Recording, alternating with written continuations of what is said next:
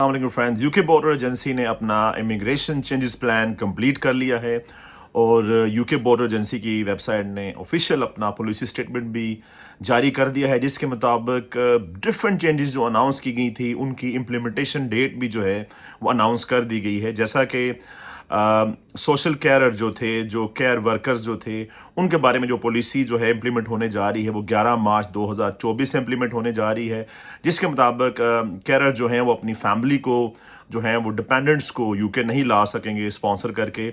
उसके अलावा नंबर 2 पे स्किल्ड वर्कर्स जो सैलरी थ्रेशोल्ड है वो 4 अप्रैल से लागू हो जाएगा।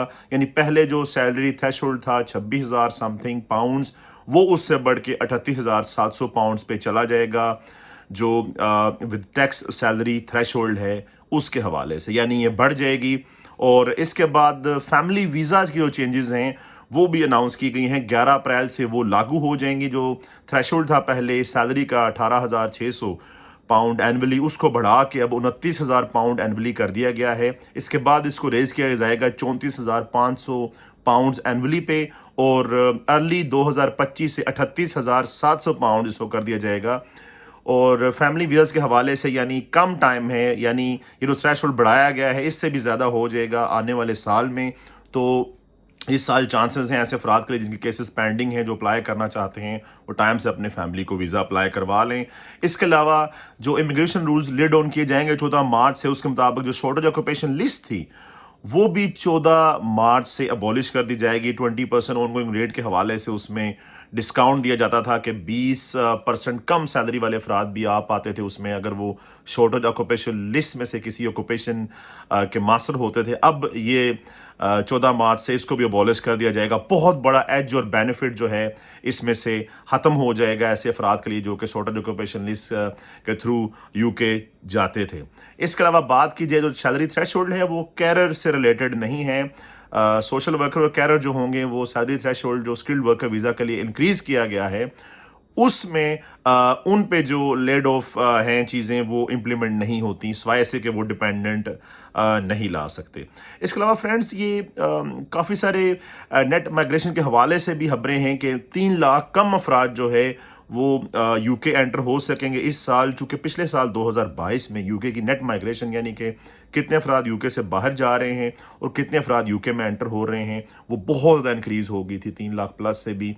तो अभी इसको कम किया जाएगा और आने वाले वक्तों में शायद मज़ीद इस पे जो हैं वो रिस्ट्रिक्शंस लगाए जाएँ।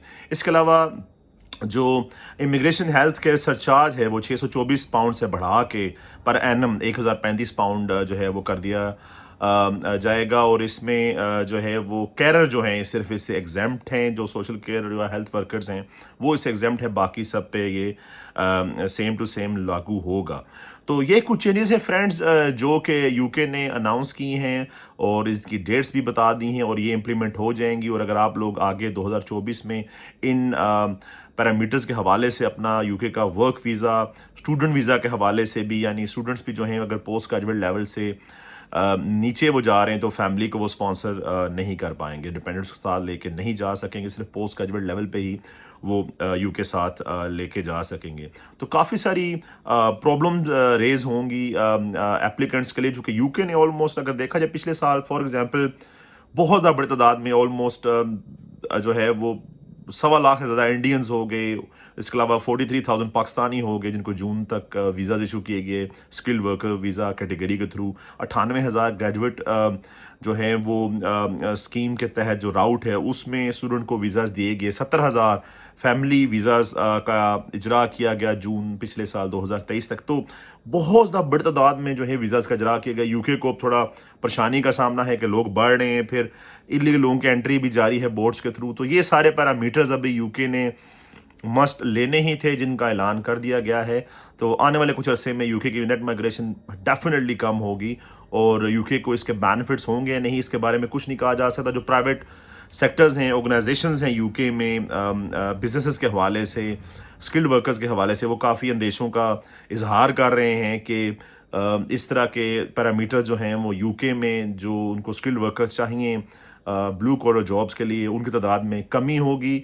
और उनके लिए मुश्किल हो जाएगा ब्लू कॉलर जॉब्स के हामिल अफराद को इतनी ज़्यादा जो है वो सैलरी ऑफ़र करना, जो कि 38,700 पाउंड एनुअल बन रही है स्किल्ड वर्कर वीज़ा पे। नॉर्मली ये पॉसिबल नहीं वो होती एक नए बंदे के लिए। तो देखा जाए तो ये रूल्स जो हैं काफ़ी हद तक हिट बैक करेंगे, फैमिली वीज़ाज़, कैरियर वीज़ाज़ हो गए। लेकिन दूसरी तरफ देखा जाए तो इंडिया और पाकिस्तान ने काफ़ी हद तक मिस यूज़ किया इन वीज़ों का मिस यूज़ किया।